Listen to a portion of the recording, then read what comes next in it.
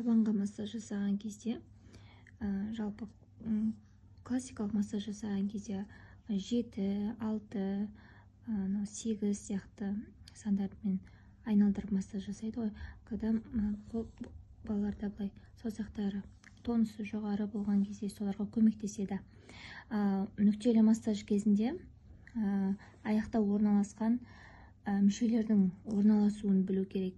Яғни аяқта, бас бармақта бізде полный мидың барлығы осы бас бармақта орналасады. Одан кейінгі екі саусақтың астында көз орналасады. Екі саусақтың астында көз, одан кейінгі екі саусақта құлақтың орналасуы.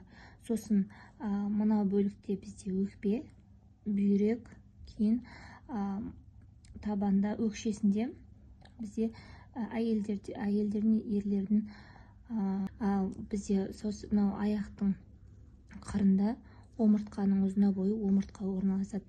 Яғни грыжасы бар балаларда, мысалға да, омыртқасының грыжасы бар, омыртқаның қисаюы, сколиоз бар балаларда осы омыртқаның осы бөлікті көбірек жасау керек.